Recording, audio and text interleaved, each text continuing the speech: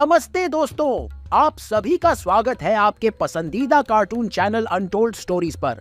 यहाँ आपको मस्ती भरे किस्से, हंसी का अनगिनत समुंदर और रोमांचक कहानियाँ मिलेंगी जो आपके दिल को छू जाएंगी। गांव की गहरी रात में चांदनी की किरणें पहले से ज्यादा चमक रही थीं और हवा में एक अजीब सी ठंडक छाई हुई थी। गांव के किनारे पर एक पुरानी हवेली खड़ी थी जिसमें एक अजीब रहस्य बसा हुआ था। एक छोटे गांव में हवेली का दृश्य सुनसान और भूतपूर्व लग रहा था। गांव वाले कहते थे कि उस हवेली में रात को अजीब सी आवाजें आती हैं और कहानियों में यह बताया जाता था कि उसमें भूतों का बसेरा है। गांव वाले की बातों ने लोगों को उत्सुक कर दिया था और वे इस रहस्यमय हवेली का पता करने के लिए उत्साहित हो रहे थे। इस गांव में एक राजू नामक होशियार लड़का था। उसने सभी को चुनौती दी कि वह और उसके दोस्त इस हवेली में रात बिताएंगे और सच्चाई का पता करेंगे। राजू ने अपने दोस्तों को बुलाया और कहा, हमें इस हवेली का रहस्य खोलना होगा।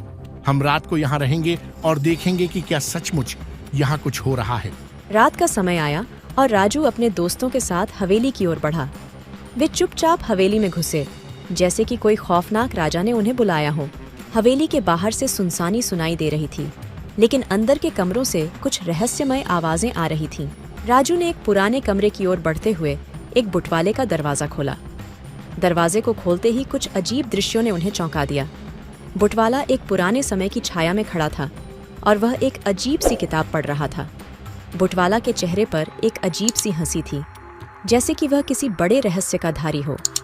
राजू और उसके दोस्त बुटवाला के पास गए और उससे बातचीत करने लगे। बुटवाला ने उन्हें बताया कि यह हवेली किसी पुराने राजा की थी और यहाँ एक समय एक अद्भुत राजा और रानी रहते थे। बुटवाला ने कहा, इस हवेली में कुछ ऐसा है जो सिर्फ उनकी मौत के बाद हुआ है। उनकी आत्मा इस हवेली में बसी हुई है और वह रात के समय अपने पुराने जमाने को याद करते हैं। बुटवाला ने उन्हें एक पुरानी किताब दिखाई जिसमें उन राजा और रानी की कहानी लिखी थी।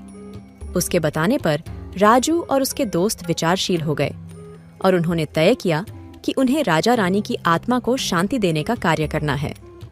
राजू ने अपने दोस्तों के साथ मिलकर हवेली की सफाई करना शुरू किया और बुटवाला ने उन्हें राजा रानी की आत्मा को शांति देने के लिए मार्गदर्शन किया। धीरे धीरे हवेली की रातों में होने वाली अजीब आवाजें कम हो गईं और वहां की भूतपूर्व रानी और राजा आत्मा शांत हो गई। राजू और उसके दोस्तों ने उन्हें उनके पुराने जमाने की स्मृतियों में मिलाया और उनकी आत्मा को मुक्ति प्रदान की। आखिरकार हवेली में पुनर्जीवित हुआ था और लोग वहां फिर से बसने लगे। राजू ने अपने साहस और उम्मीद के साथ राजा रानी को शांति प्रदान करने में सफलता प्राप्त की। इस कहानी से हमें यह सीखने को मिलता है कि अगर हम सही मकसद के साथ मिलकर काम करते हैं तो हर कठिनाई को पार कर सकते हैं।